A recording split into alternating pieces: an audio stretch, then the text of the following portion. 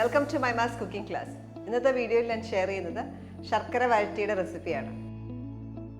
കണ്ടു നോക്കാം. ശർക്കര വരട്ടി ഉണ്ടാക്കാനായിട്ട് ആദ്യം നമുക്ക് ഏത്തയ്ക്ക വറുത്തെടുക്കണം. അതിന് വേണ്ടിയിട്ട് ഞാൻ 1/2 കിലോ ഏത്തയ്ക്കയാണ് എടുത്തേക്കുന്നത്. ഈ ഒരു കനത്തിൽ കട്ട് ചെയ്ത് വെച്ചിട്ടുണ്ട്.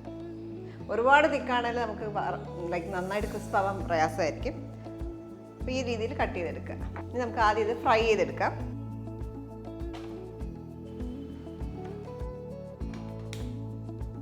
അപ്പോൾ ഞാൻ കോക്കനട്ട് ഓയിൽ വെളിച്ചെണ്ണയാണ് യൂസ് ചെയ്യുന്നത്.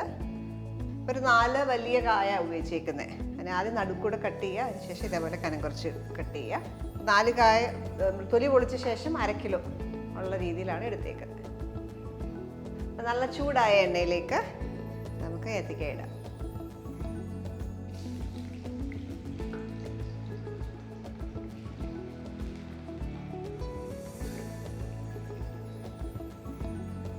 ഇട്ട ഉടനെ ഇളക്കേണ്ട ആവശ്യമില്ല. 1 മിനിറ്റ് കഴിഞ്ഞ ശേഷം നമുക്കൊന്ന് മിക്സ് ചെയ്ത് കൊടുക്കാം. മിക്സ് ചെയ്തതെല്ലാം സെപ്പറേറ്റ് ആയി കഴിയുമ്പോൾ നമുക്ക് തീ കുറച്ച് വെച്ച് വേണം കുക്ക് ചെയ്യാനായിട്ട്. ഇത് നമ്മൾ കട്ടിക്ക് അരിയുന്നതുകൊണ്ട് അകത്തോട്ട് വേവാണ്ട് വരും. അപ്പം അതുകൊണ്ട് തീ കുറച്ച് വെച്ച് കുക്ക് ചെയ്യാം. ഇനി തീ കുറച്ച് വെച്ചേക്കാണ്. നന്നായിട്ട് മൂത്ത് വരണം. നമുക്ക് ആ സ്പൂൺ വെച്ചിട്ട് ഇളക്കുമ്പോൾ നമുക്ക് ആ ശബ്ദം കേൾക്കുമ്പോൾ മനസ്സിലാവും. നല്ലൊരു ക്രിസ്പ് ടെക്സ്ചർ വരും. അതുവരെ ചെറിയ ഫ്ലെയിമിൽ കുക്ക് ചെയ്യും. ഇപ്പം ചെറുതായിട്ടൊന്ന് ചുമക്കുന്ന വരെ നമ്മൾ ചെറിയൊരു കളർ ചേഞ്ച് വരുന്ന വരെ നമ്മൾ ലോ ഫ്ലെയിമിൽ കുക്ക് ചെയ്യുമായിരുന്നു. ഇനിയും എടുക്കാറായി തീ ഹൈ ഫ്ലെയിമിൽ ഇടുക.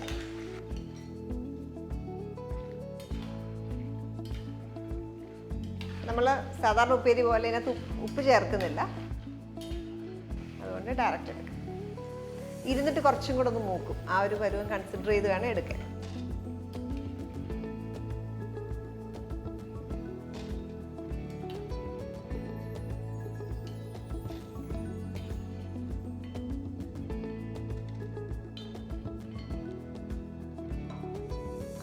ഇതേപോലെ ബാക്കിയുള്ള കായും വറുത്തെടുക്കാം.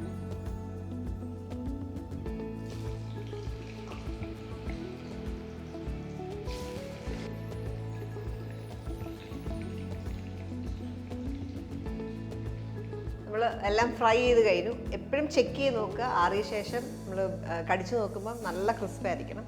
ക്രിസ്പ് അല്ലാന്ന് തോന്നുവാണെങ്കിൽ വീണ്ടും ഒന്നുകൂടെ ഫ്രൈ ചെയ്തെടുക്കുക. നല്ല ക്രിസ്പ് അല്ലെങ്കിൽ നമ്മൾ ശർക്കര വരട്ടി ഉണ്ടാക്കുമ്പോൾ ഒരിക്കലും ആ നല്ല ടെക്സ്ചർ കിട്ടത്തില്ല. അപ്പോൾ നല്ല ക്രിസ്പാകുന്ന വരെ ഫ്രൈ ചെയ്യുക. ലോ ഫ്ലെയിമിലിട്ട് ഫ്രൈ ചെയ്യുക. എടുക്കാൻ നേരത്തും നമ്മൾ എണ്ണയിലേക്ക് ഇടുന്ന സമയത്ത് നല്ല ചൂടുണ്ടാകണം. അത് കഴിഞ്ഞ ശേഷം തീ കുറച്ച് വെച്ചിട്ട് വേണം ഫ്രൈ ചെയ്യാനായിട്ട്. ഇത് മാറ്റി വെക്കാം. അടുത്തായിട്ട് നമുക്ക് ശർക്കര ഉരുക്കിയെടുക്കണം. ഈ സോസ് പാനിലേക്ക് ഞാൻ ഉപയോഗിക്കുന്നത് 200 ഗ്രാം ശർക്കരയാണ്. അളന്നെടുത്ത 1 കപ്പ് ശർക്കര. ഇതിലേക്ക് കുറച്ച് വെള്ളം, ശർക്കര ഉരുകാനും മാത്രമുള്ള വെള്ളം മതി.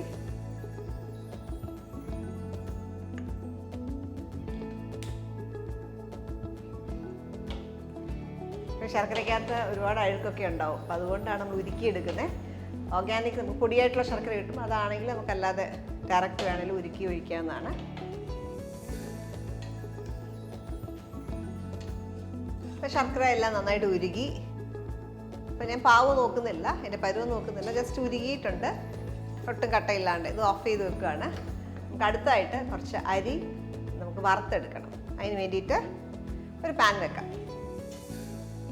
ചിലരൊക്കെ അരിപ്പൊടിയാണ് ഇടുന്നത്. ഞാനെപ്പോഴും ഉപയോഗിക്കുന്നത് അരി വറുത്തിട്ടാണ് ചേർക്കുന്നത്. ഡ്രൈ ആയിട്ട് വറുത്തിട്ട്. 4 ടേബിൾ സ്പൂൺ അരിയാണ്. നമ്മൾ ചോറിനൊക്കെ ഉപയോഗിക്കുന്ന അരി ഉപയോഗിക്കാം.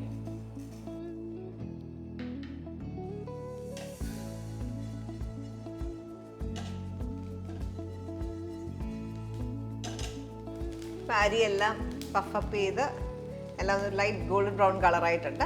ഓഫ് ചെയ്യാം. ശർക്കര വരട്ടി ഉണ്ടാക്കുമ്പോൾ ആദ്യത്തെ സ്റ്റെപ്പ് ഞാൻ എപ്പോഴും ചെയ്യുന്നത് ഇത് പൊടിച്ച് മാറ്റി വെക്കും. നമുക്ക് ലാസ്റ്റ് ഇടാനായിട്ടാണ്. പക്ഷെ ഇത് റെഡിയാക്കി ആദ്യമേ വെക്കുക. ഇത് അത്യാവശ്യം കൂളായിട്ടുണ്ട്. ഇത് പൊടിച്ചെടുക്കണം.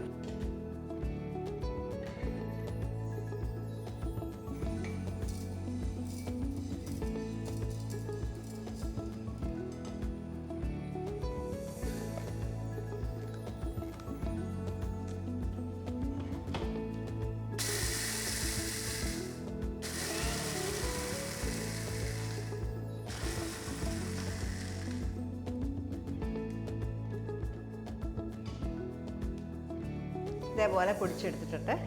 അപ്പോൾ നമ്മൾ ഇതിനകത്ത് ചുക്ക് ജീരകമൊക്കെ ചേർക്കും. അപ്പം ചുക്കും ജീരകവും പൊടിക്കാതെ ചേർക്കുന്നെങ്കിൽ നമ്മൾ ഇതിൻ്റെ കൂടെ തന്നെ ഇട്ട് ഒന്ന് ചൂടാക്കിയ ശേഷം അരി മൂത്ത ശേഷം അതിനകത്തേക്ക് ഇട്ടിട്ട് ഇതേപോലെ തന്നെ പൊടിച്ച് എടുക്കാവുന്നതാണ്. അങ്ങനെയും ചെയ്യാം. ഞാനിപ്പോൾ പൊടിയായിട്ടാണ് ചേർക്കുന്നത്. ചുക്ക് പൊടിയും ജീരകം പൊടിയും സെപ്പറേറ്റ് ആയിട്ട് ചേർക്കുന്നത്. അതുകൊണ്ട് ഇതിൻ്റെ കൂടെ ചേർക്കുന്നില്ല.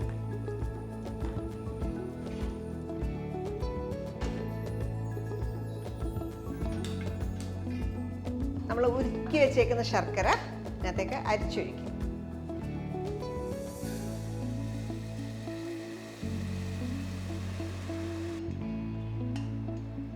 കുറച്ച് അഴുക്കൊക്കെ ഉണ്ട്. ഇത് നന്നായിട്ട് നല്ല ഒരു നൂൽ പരുവം കഴിഞ്ഞിട്ടുള്ളൊരു സ്റ്റേജാണ് നമ്മൾ നോക്കുന്നത്. അതുവരെ കുക്ക് ചെയ്യുക. അപ്പോൾ ശർക്കര വരട്ടി ഉണ്ടാക്കുമ്പം ശർക്കരയുടെ പരുവം ഭയങ്കര ഇമ്പോർട്ടൻ്റ് ആണ്.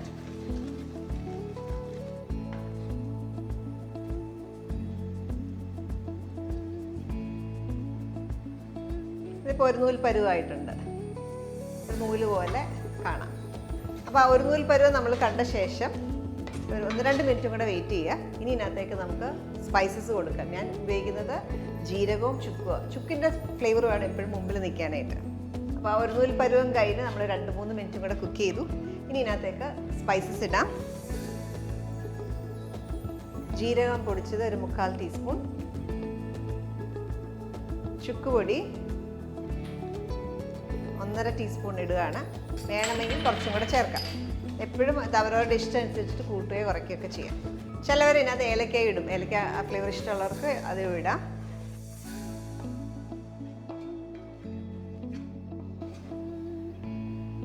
തീ കുറച്ച് വെച്ച ശേഷം നമുക്ക് ഈ ഉപ്പേരിനകത്തേക്ക് ഇടാം.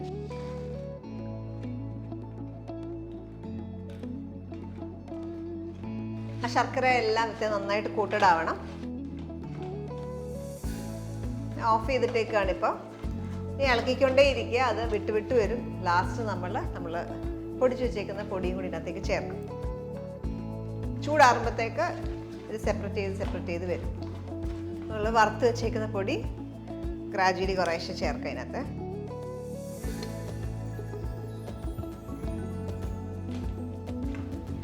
അതിനൊപ്പം തന്നെ ഒരു നുള്ള ഉപ്പും കൂടെ ചേർക്കാം. അതേപോലെ ഒരു നുള്ള പെപ്പർ, കുരുമുളക് പൊടി.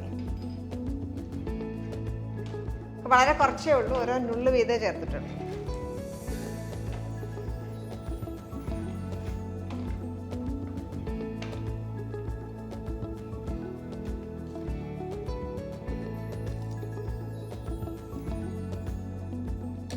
വീണ്ടും ഇളക്കുക.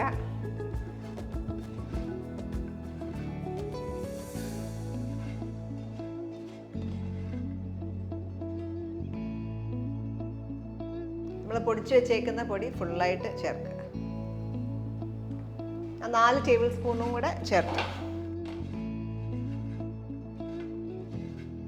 ഈ ഒരു ക്വാണ്ടിറ്റി എന്ന് പറഞ്ഞാൽ സദ്യക്കൊക്കെ ആണെങ്കിൽ ഒരു 12 പേരുള്ള സദ്യ, 15 പേരുള്ള സദ്യ ആണെങ്കിൽ നമുക്കിത് ധാരാളം മതിയാവും.